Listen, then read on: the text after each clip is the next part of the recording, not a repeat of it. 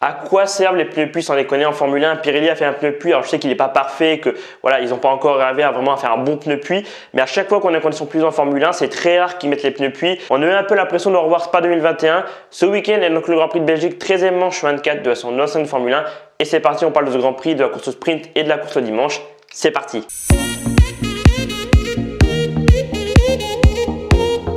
Ce week-end en Belgique, on avait donc un week-end sprint et c'est donc Verstappen qui s'est imposé en course au sprint le samedi devant Piastri et Norris, Leclerc 4e, Ocon 5e, Sainz 6e, Biermann 7e et Hadjar 8e.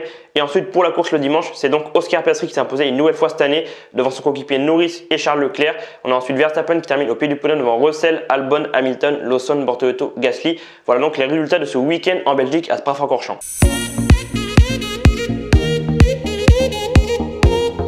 On n'était pas loin de Roi Spa 2021 sans déconner, 1h30 avant que le départ soit lancé. Vraiment, cette édition de Spa 2025, pour moi, je le dis, c'est clairement le pire Grand Prix qu'on a eu cette année. Et je pense qu'on est pas mal à penser ça, parce que je pense vraiment qu'on avait une fenêtre clairement de peut-être quelques minutes pour faire 15-20 tours clairement pour ce Grand Prix. Finalement, le départ, drapeau rouge, donc on attendait 1h30 avant que le départ soit lancé.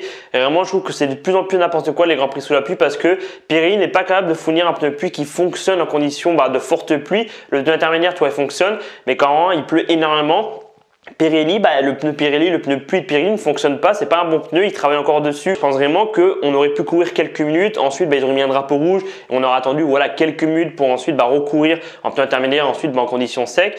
Vraiment, j'ai l'impression que de plus en plus la F1 prend pas trop de risques, alors que quand tu regardes par le passé, je sais qu'on n'est pas à la même époque, que les F1 sont différentes aujourd'hui, que par le passé, c'était beaucoup moins sécurisé et que les voitures étaient clairement moins grandes et que au niveau du poids, clairement, c'était pas le même poids. Mais vraiment, aujourd'hui, les voitures, elles sont beaucoup plus sécurisées. Vu ce qui s'est passé par le passé avec Jules Bianchi et puis pas mal d'autres trucs, la sécurité a été renforcée. Et je comprends totalement l'aspect sécurité parce que clairement, on n'a pas envie qu'un drame arrive, tu vois.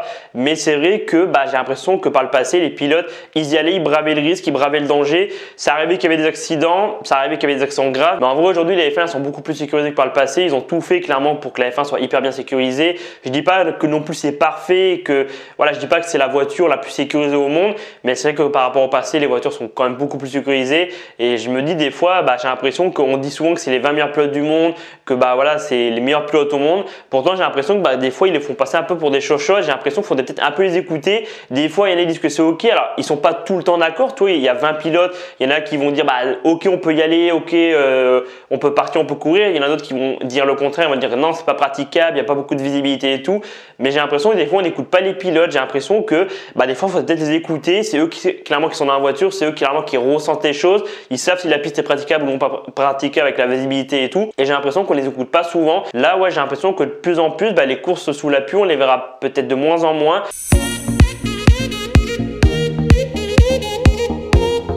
Je suis content ce week-end, je suis content parce que en vrai, ils ont fait un très bon résultat. Bon, la course, clairement, c'était un peu difficile.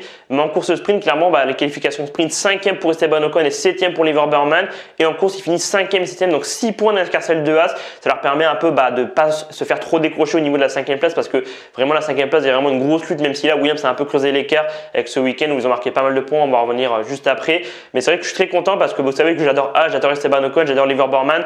Comme je dis en début d'année, vraiment, je crois beaucoup en ce duo Ocon-Burman parce que, je sais pas, je le sens bien, tu vois, je me dis que c'est deux très bons pilotes. Biermann, c'est sa première année complète en Formule 1 et je pense que c'est le futur de Ferrari. Je pense que quand Hamilton prendra sa retraite ou si Leclerc, clairement, s'en va de chez Ferrari. Biermann, pour moi, c'est vraiment le futur de Ferrari et vraiment, ils ont fait une très belle qualif sprint, 5e système. Vraiment, j'étais hyper surpris. Ensuite, la course sprint le samedi, 5e et 7e. Les qualifications étaient un peu difficiles puisqu'ils sont qualifiés clairement en dehors du top 10 et en course principale, Esteban Ocon a fini à la 15e place et Biermann a fini à la porte du top 10. En vrai, je trouve ça un peu dommage parce que Ocon avait des réglages plus pour l'appui.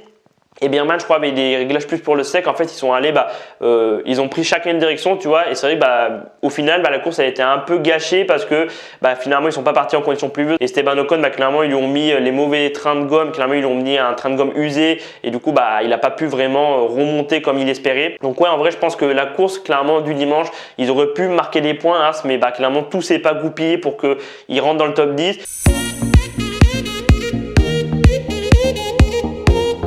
Ce week-end, Ferrari a apporté leur dernière évolution de l'année, une nouvelle suspension arrière qui était attendue depuis très longtemps.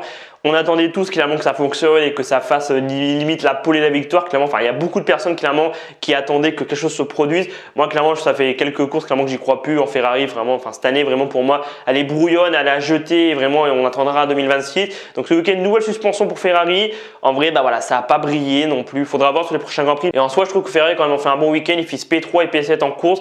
La course de sprint, bon, ça a été un peu compliqué. Clairement, pour Hamilton, le week-end vraiment d'Hamilton a été quand même assez cauchemardesque, à part la course du dimanche où il a fait vraiment une remontée exceptionnelle. Il partait P18, il partait des stands, il a fini P7. Donc vraiment, des fois, je me dis, imaginez s'il part plus haut, limite, il pourrait gagner, tu vois. Non, mais en vrai, je trouve que Ferrari, on fait quand même un bon week-end. Leclerc, c'est un nouveau podium P3.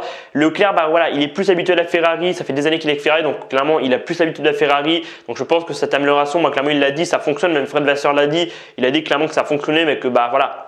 C'est une nouvelle pièce, donc clairement, il va falloir quelques courses pour peut-être vraiment bien la comprendre. Hamilton, vraiment, il a eu du mal. 2 fois éliminé en Q1, vraiment, on était tous en mode, mais c'est pas possible, clairement. C'est son pire résultat à Spa. Il a toujours fini, je crois, dans les 4 premiers, si je me trompe pas. Il a fini P7, donc clairement, il a fait une belle remontée. Je pense que la Ferrari, faut pas s'attendre à trop pour la fin d'année.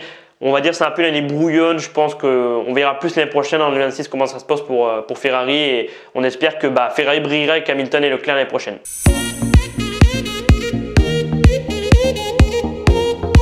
Yuki Tsunoda, faut en parler parce que vraiment ce week-end, je trouve qu'il a fait quand même un bon week-end, même s'il n'a pas marqué de points. Yuki Tsunoda, il a fait sa meilleure performance à qualif avec Red Bull, 7ème sur la grille. Vraiment, j'ai l'impression que le changement de tête chez Red Bull, donc Christian Horner, on le sait, il a été viré. C'est Laurent Mekies, le français, qui était donc chez Racing Bulls, qui a pris la tête. Et clairement, il a ordonné clairement de mettre le fond plat de rechange à Tsunoda juste avant les qualifs. Et au final, il a fait une très belle qualif, 7ème. J'ai l'impression que ce changement clairement de directeur chez Red Bull, ça va avoir vraiment de grosses répercussions. Verstappen, voilà, c'est quasi sûr qu'il va rester maintenant. Il n'ira pas chez Mercedes.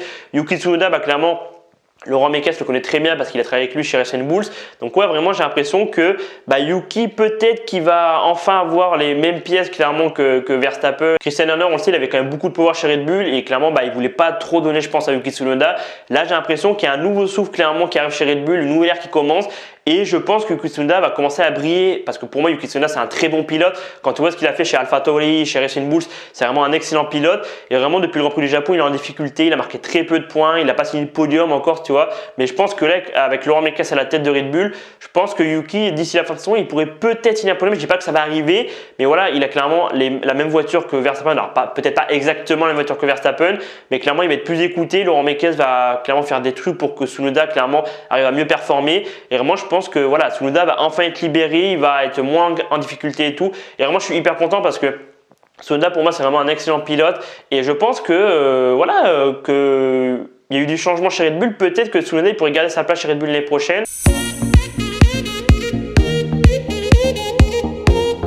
Il y a 2 autres pilotes dont j'aimerais parler par rapport à ce week-end, c'est Liam Lawson qui est donc chez Racing Bulls et Alexander Albon qui est chez Williams. Je trouve qu'ils ont fait un très beau week-end les deux parce que Lawson clairement une nouvelle fois dans les points. J'ai l'impression que depuis quelques courses, il reprend confiance. C'est vrai que début de l'année, il était chez Red Bull, il s'est fait virer très rapidement au bout de 2 courses. Il a un peu perdu confiance, il a un peu du mal clairement à performer. Bon, après, il connaissait pas la Racing Bulls 2025. Mais là, c'est vrai que depuis quelques courses, il est présent, il marque des points. Il est au niveau clairement de Hadjar. Tu vois, il est souvent dans le top 10, il marque des points. Donc, moi, je suis très content pour Lawson parce que je pense pas que c'est un pilote qui va rester 10 ans en Formule 1, tu vois. Mais c'est vrai qu'il a montré de très belles choses chez AlphaTauri, même chez Racing Bulls l'année dernière. Et je pense que c'est un pilote qui peut souvent marquer des points. Je dis pas qu'il va se retrouver chez Red Bull l'année prochaine et dans un top team, tu vois. Mais pour moi, c'est un pilote qui est quand même assez bon. Pour finir, on va parler de Alexander Albon. Alexander Albon, vraiment, depuis le début de l'année, il est exceptionnel. Il est clairement en train de faire sa meilleure année, je pense, en Formule 1. Même si chez Red Bull, il avait fini avec 90 points en 2020. Non, vraiment, je trouve qu'Alexander Albon, c'est vraiment exceptionnel qu'il est en train de faire avec cette Williams. Il a plus de 50 points. Il est vraiment pas loin d'aller passer Antonini au classement des pilotes. Bon, après, voilà, Antonini est un peu en difficulté en ce moment. C'est un rookie, c'est normal. Mais vraiment, Albon, quand tu regardes le classement pilote, c'est vraiment le meilleur des autres derrière Ferrari, Mercedes, Red Bull et McLaren.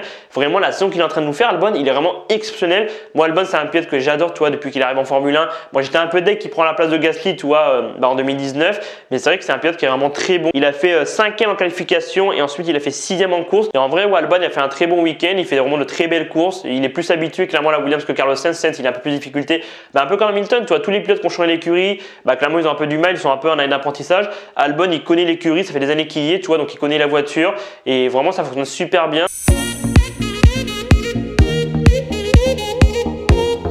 Au niveau du classement des pilotes, après ce Grand Prix de Belgique, l'écart se creuse puisque Piastri reprend de l'avance. 266 pour Piastri, 250 pour Norris, donc 16 points d'écart entre les pilotes McLaren. Verstappen est 3ème, 185 points, Russell 157, Leclerc 139, Hamilton 109, Anthony 63, Albon 54, Hülkenberg 37 et enfin on a Esteban Ocon qui ferme le top 10 avec 27 points. Du côté des classements des constructeurs, après ce Grand Prix de Belgique, on a McLaren qui a donc 516 points, Ferrari toujours deuxième avec 248 points, on a ensuite Mercedes 220 points, Red Bull 192, Williams avec un très beau week-end de Sainz et Albon qui marque des points à donc 70 points et creuse un peu l'écart sur Sauber, 43 points pour Sauber, Racing Bulls 41 points, n'est qu'à 2 points, Aston Martin est 8ème, 36 points et à 1 point d'avance sur Haas qui est 9ème avec 35 points et enfin on a Alpine qui ferme le top 10 avec 20 points.